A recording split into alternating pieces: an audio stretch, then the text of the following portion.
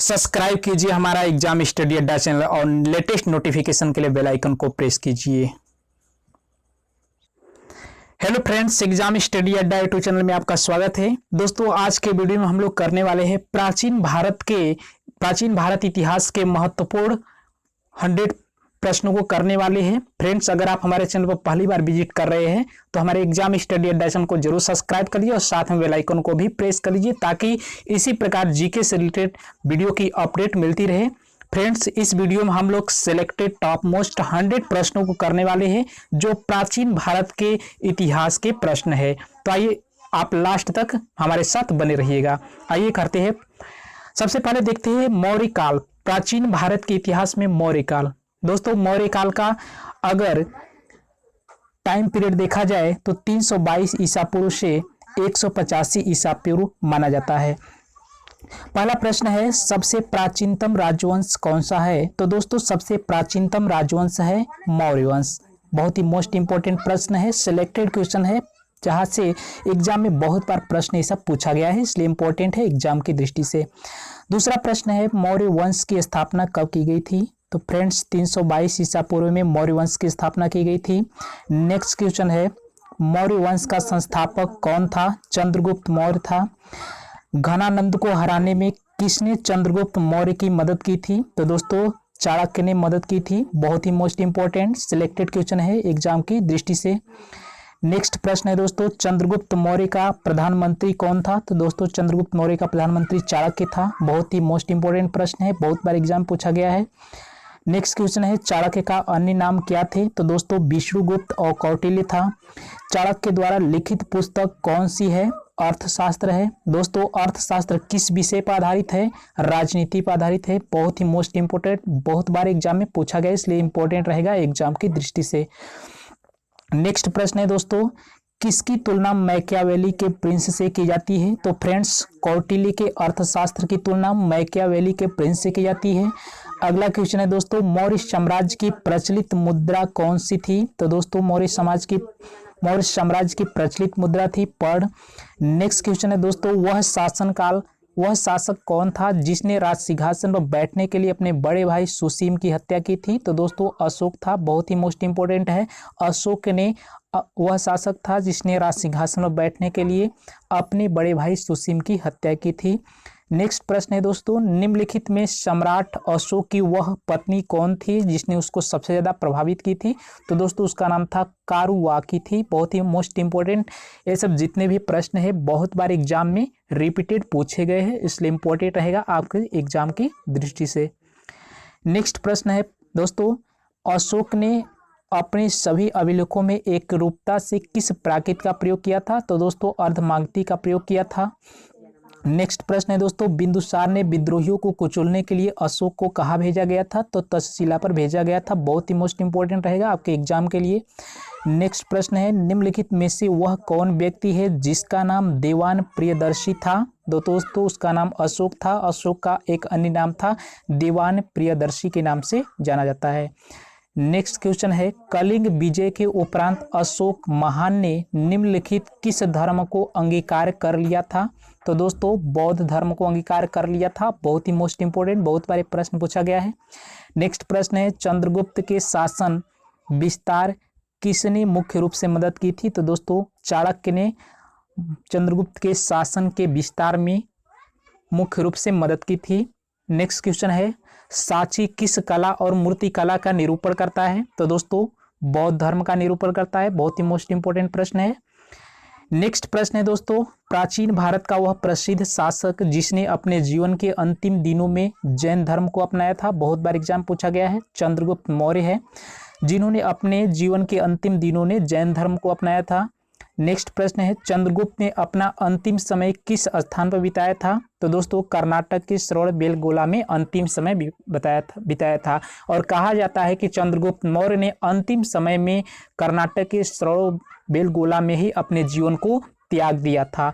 Next प्रश्न है, पाटलिपुत्र को किस शासक में सर्वप्रथम अपनी राजधानी बनाया था? तो दोस्तों, चंद्रगुप्त मौर्य था जिन्होंने पाटलिपुत्र को सर्वप्रथम अपनी राजधानी बनाया था। बहुत ही मोस्ट इंपोर्टेंट प्रश्न है एग्जाम की दृष्टि से। नेक्स्ट प्रश्न है किस शहर में अशोक के शिलालेख नहीं है। फ्रेंड्स पाटलिपुत्र में अशोक के एक भी शिलालेख नहीं है। बहुत ही मोस्ट इंपॉर्टेंट प्रश्न है। नेक्स्ट प्रश्न है किस अभिलेख से यह साबित होता है कि चंद्रगुप्त का प्रभाव पश्चिम भारत तक फैला था। तो फ्रेंड्स रुद्रा दामन का जूनागढ़ अभिलेख है जिसमें यह पता होता है कि चंद्रगुप्त का प्रभाव पश्चिम भारत तक फैला हुआ है। नेक्स्ट क्वेश्चन है दोस्तों मुद्रा राक्षस के लेखक कौन है। तो दोस्तों विशाख दत्त है जिन्होंने मुद्रा राक्षस के लेखक माने जाते हैं। नेक्स्ट क्वेश्चन है अर्थशास्त्र का लेखक समकालीन किसके था। तो दोस्तों चंद्रगुप्त मौर्य के समकालीन जो लेखक था वह अर्थशास्त्र था जिसमें अर्थशास्त्र में राजनीति के बारे में लिखी गई है और अर्थशास्त्र जो लिखा था चाणक्य, कौटिल्य अथवा विष्णुगुप्त, चाणक्य का ही अन्य नाम उन्हीं ने अर्थशास्त्र नामक पुस्तक की रचना की थी। नेक्स्ट क्वेश्चन है नंदवंश के पश्चात मगध पर किस वंश ने शासन किया था। दोस्तों मौर्य वंश ने नंदवंश के पश्चात मगध पर शासन किया था। अगला प्रश्न है मौर्य काल में शिक्षा का सर्वाधिक प्रसिद्ध केंद्र कौन सा था। तो दोस्तों तक्षशिला था जो शिक्षा का सर्वाधिक प्रसिद्ध केंद्र था मौर्य वंश में। बहुत इंपॉर्टेंट प्रश्न है आपके एग्जाम की दृष्टि से। नेक्स्ट प्रश्न है दोस्तों मेगस्थनीज की पुस्तक का अन्य नाम क्या था। मेगस्थनीज की पुस्तक का क्या नाम था। दोस्तों इंडिका था जो मेगस्थनीज के पुस्तक का नाम था। नेक्स्ट प्रश्न है दोस्तों जिसके ग्रंथ में चंद्रगुप्त मौर्य का विशिष्ट रूप से वर्णन हुआ है उस ग्रंथ का क्या नाम है। फ्रेंड्स उस ग्रंथ का नाम है विशाख दत्त। अगला क्वेश्चन है वह स्रोत जिसमें पाटलिपुत्र की प्रशासन का वर्णन किया गया है। तो दोस्तों उस पुस्तक का नाम है इंडिका जिसमें पाटलिपुत्र के प्रशासन का वर्णन किया गया है। नेक्स्ट क्वेश्चन है दोस्तों अशोक के शिलालेखों में प्रयुक्त भाषा क्या थी। तो दोस्तों अशोक के शिलालेखों में प्राकृतिक भाषा थी। नेक्स्ट प्रश्न है दोस्तों निम्नलिखित में से किस मौर्य राजा ने दक्कन की विजय प्राप्त की थी। तो दोस्तों चंद्रगुप्त मौर्य ने मौर्य राजा के दक्कन की विजय प्राप्त की थी। नेक्स्ट क्वेश्चन है फ्रेंड्स मेगस्थनीज ने भारतीय समाज को कितनी श्रेणियों में विभाजित किया था। तो दोस्तों 7 श्रेणियों में विभाजित किया था। दोस्तों यह जितने भी क्वेश्चन है सभी एग्जाम में बहुत बार पूछा जा चुका है इसलिए आप इसे याद रखिएगा। नेक्स्ट प्रश्न है कौटिल्य के अर्थशास्त्र में किस पहलू पर प्रकाश डाला गया है। तो फ्रेंड्स राजनीतिक नीतियां पर प्रकाश डाला गया है। बहुत ही मोस्ट इंपोर्टेंट प्रश्न है।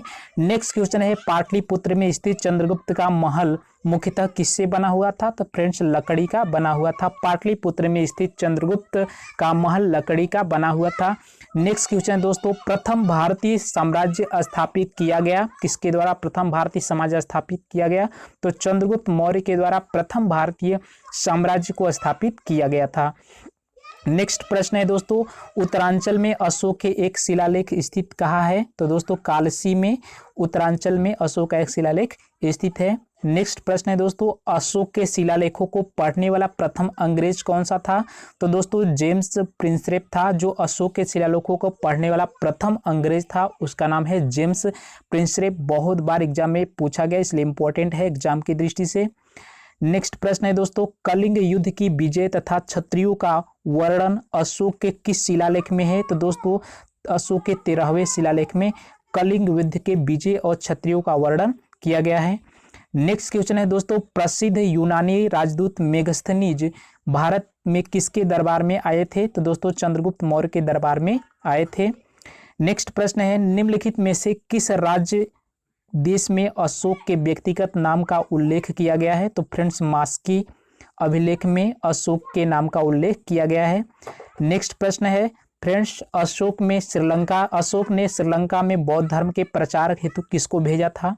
तो फ्रेंड्स अपने पुत्र और पुत्री महेंद्र और संघमित्रा को अशोक ने श्रीलंका में बौद्ध धर्म के प्रचार करने के लिए भेजा था। ये बहुत बार एग्जाम में पूछा गया है इसलिए इंपॉर्टेंट है एग्जाम की दृष्टि से। नेक्स्ट प्रश्न है दोस्तों किसके शासनकाल में डायमेकस भारत आया था। तो दोस्तों बिंदुसार के शासनकाल में डायमेकस भारत आया था। नेक्स्ट प्रश्न है फ्रेंड्स निम्नलिखित अभिलेखों में से किसमें अशोक का नाम उल्लेख हुआ है। तो दोस्तों गुर्जरा और मास्की में अशोक के नामों का उल्लेख किया गया है। किस अभिलेख में। गुर्जरा और मास्की अभिलेख में। यह भी एग्जाम में बहुत बार रिपीट करके प्रश्न पूछा गया है मोस्ट इंपोर्टेंट रहेगा आपके एग्जाम की दृष्टि से। नेक्स्ट प्रश्न है कलिंग विजय के उपरांत अशोक महान ने किस धर्म को अंगीकार कर लिया। तो दोस्तों बौद्ध धर्म को अंगीकार कर लिया था। कलिंग विजय का वर्णन अभिलेख अशोक के 13वें शिलालेख में इसका वर्णन किया गया है। नेक्स्ट प्रश्न है दोस्तों, गुप्त काल से संबंधित प्रश्नों को हम लोग पढ़ेंगे। गुप्त काल का जो टाइम पीरियड था 319 ईसा पूर्व से 540 ईसा पूर्व। फ्रेंड्स, गुप्त वंश का जो संस्थापक कौन था? तो फ्रेंड्स, गुप्त वंश का संस्थापक श्रीगुप्त को माना जाता है। और फ्रेंड्स, अगला क्वेश्चन है कि चंद्रगुप्त वंश के किस शासक ने सर्वप्रथम महाधीराज की उपाधि धारण की थी? तो चंद्रगुप्त प्रथम ने महाधीराज की उपाधि धारण की थी। बहुत ही मोस्ट इंपोर्टेंट प्रश्न है। नेक्स्ट प्रश्न है, गुप्त शासक के दौरान ऐसा कौन व्यक्ति था जो एक महान खगोल विज्ञानी और गणितज्ञ था? तो फ्रेंड्स, आर्यभट्ट था, जो गुप्त शासन के दौरान एक ऐसा व्यक्ति था जो एक महान खगोल विज्ञानी और गणितज्ञ था, आर्यभट्ट था। नेक्स्ट प्रश्न है दोस्तों, किस गुप्त शासकों की सरकारी और दरबारी भाषा थी? यानी गुप्त शासकों की सरकारी और दरबारी भाषा क्या मानी जाती है? तो दोस्तों, संस्कृत गुप्त शासकों की सरकारी और दरबारी भाषा मानी जाती है। नेक्स्ट प्रश्न है दोस्तों, इतिहासकार बीए स्मिथ ने किसकी विजयों से प्रभावित होकर उसने भारत का नेपोलियन कहकर पुकारा गया?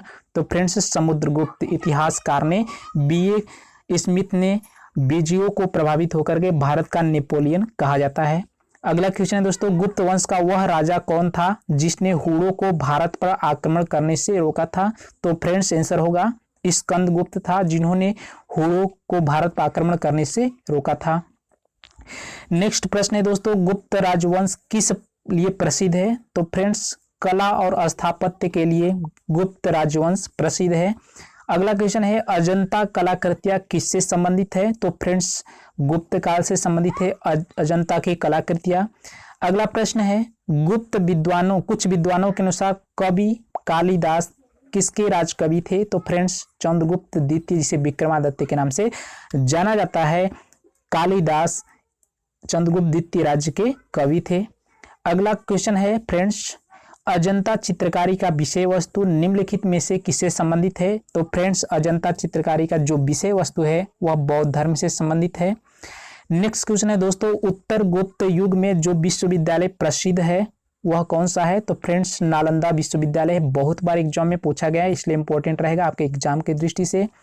नेक्स्ट प्रश्न है फ्रेंड्स, एरड़ अभिलेख का संबंध किस शासक से है? तो दोस्तों, भानुगुप्त से संबंधित है। नेक्स्ट प्रश्न है दोस्तों, फाहियान किसके शासन काल में भारत आया था? तो फ्रेंड्स, चंद्रगुप्त द्वितीय के शासन काल में फाहियान भारत आया था। एग्जाम में बहुत बार प्रश्न पूछा गया है, इसलिए इंपॉर्टेंट रहेगा आपके एग्जाम की दृष्टि से। भारत की संस्कृति का स्वर्ण युग किसे कहा जाता है? तो फ्रेंड्स, गुप्त काल को भारत की संस्कृति का स्वर्ण युग कहा जाता है। नेक्स्ट प्रश्न है, फाहियान कहाँ का निवासी था? तो दोस्तों, फाहियान चीन का निवासी था। और फाहियान किसके शासन काल में आया था? तो चंद्रगुप्त द्वितीय के शासन काल में आया था। और भारत की संस्कृति का स्वर्ण युग किसे कहा जाता है? तो गुप्त काल को कहा जाता है। ये सब इंपॉर्टेंट प्रश्न है आपके एग्जाम की दृष्टि से। नेक्स्ट प्रश्न है दोस्तों, सेतुबंध का रचनाकार प्रवरसेन द्वितीय किस वंश का शासक था? तो फ्रेंड्स, वाकाटक वंश का शासक था। बहुत ही मोस्ट इंपोर्टेंट प्रश्न है। नेक्स्ट क्वेश्चन है, महरौली दिल्ली में स्थित लौह स्तंभ का निर्माण किस सदी में हुआ था? तो फ्रेंड्स, चतुर्थ सदी में इसका निर्माण हुआ था। दिल्ली में स्थित लौह स्तंभ का निर्माण। नेक्स्ट क्वेश्चन है, फाहियान और ह्वेनसांग ने किसके राज्यों को देखा था? तो चंद्रगुप्त और हर्षवर्धन के शासन राज्यों को देखा था। नेक्स्ट प्रश्न है दोस्तों, धन्वंतरी कौन थे? तो चंद्रगुप्त विक्रमादित्य के दरबार में 9 रत्नों में से एक प्रसिद्ध क्या थे? चिकित्सक थे। अगला क्वेश्चन है फ्रेंड्स, गुप्त शासन प्रणाली किस प्रकार की थी? तो दोस्तों, गुप्त शासन प्रणाली राजतंत्रात्मक शासन प्रणाली थी। अगला क्वेश्चन है, गुप्त काल की सोने की मुद्रा को क्या कहा जाता था? तो दोस्तों, गुप्त काल में सोने की मुद्रा को दीनार कहा जाता था। बहुत ही मोस्ट इंपोर्टेंट रहेगा आपके एग्जाम की दृष्टि से। नेक्स्ट प्रश्न है दोस्तों, कुमार संभव महाकाव्य किस कवि ने लिखा था? तो दोस्तों, कालिदास ने लिखा था कुमार संभव महाकाव्य। अगला क्वेश्चन है, नालंदा विश्वविद्यालय की स्थापना का युग हुआ था किस युग में? तो दोस्तों, गुप्त काल में नालंदा विश्वविद्यालय की स्थापना हुई थी। अगला क्वेश्चन है, गुप्त युग में भू राजस्व की दर थी? तो दोस्तों, उपज का 6ठा भाग था गुप्त काल में भू राजस्व की दर। नेक्स्ट प्रश्न है दोस्तों, नगरों का क्रमिक पतन किस काल की एक महत्वपूर्ण विशेषता थी? तो फ्रेंड्स, गुप्त काल में नगरों के क्रमिक पतन का एक महत्वपूर्ण विशेषता थी। नेक्स्ट क्वेश्चन है, किस वंश के शासकों ने मंदिरों और ब्राह्मणों को सबसे अधिक ग्राम अनुदान दिया था? तो फ्रेंड्स गुप्त वंश के शासकों ने मंदिरों और ब्राह्मणों को सबसे अधिक ग्राम अनुदान दिया था। नेक्स्ट क्वेश्चन है दिल्ली के मेहरौली में कुब्बत उल इस्लाम मस्जिद के प्रांगण में स्थित प्रसिद्ध लौह स्तंभ किसकी स्मृति में था? तो फ्रेंड्स चंद्र की स्मृति में बनाई गई थी। नेक्स्ट प्रश्न है दोस्तों कालिदास द्वारा रचित मालविकाग्निमित्र नाटक का नायक कौन था? तो दोस्तों अग्निमित्र था।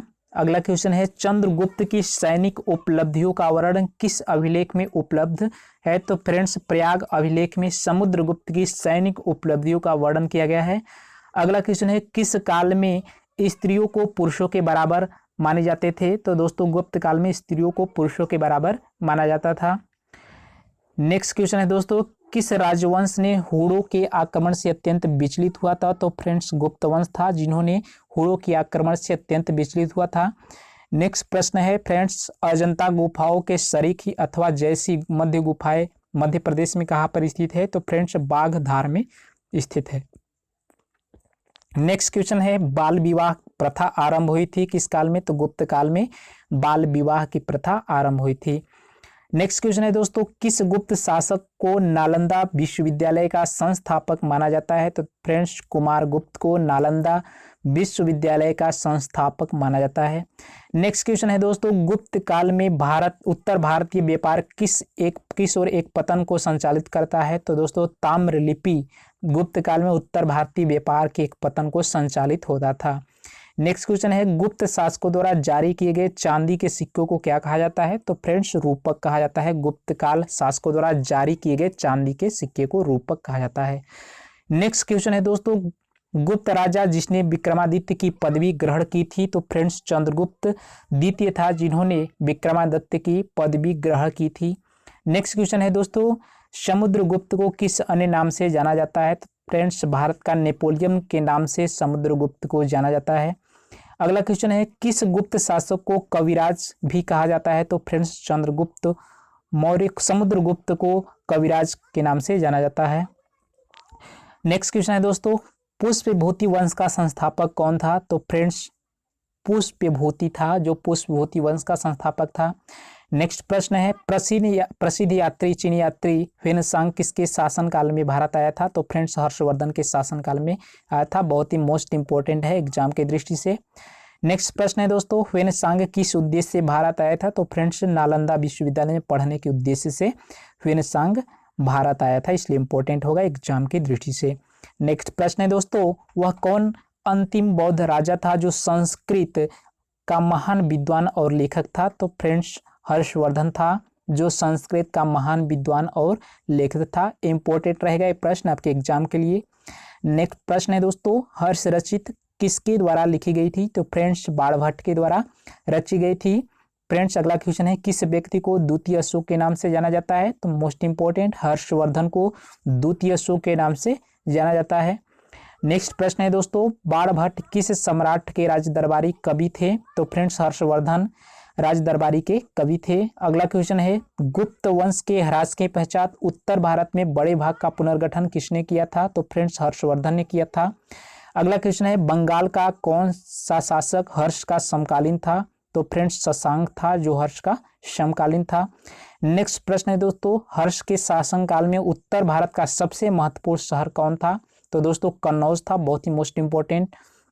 नेक्स्ट प्रश्न है फ्रेंड्स ह्वेनसांग की भारत यात्रा के समय सूती कपड़ों के उत्पादन के लिए सबसे प्रसिद्ध नगर कौन सा था? तो दोस्तों मथुरा था, बहुत ही मोस्ट इंपॉर्टेंट। जो मथुरा था ह्वेनसांग के समय भारत यात्रा के समय सूती कपड़ों के उत्पादन के लिए सबसे प्रसिद्ध नगर माना जाता था।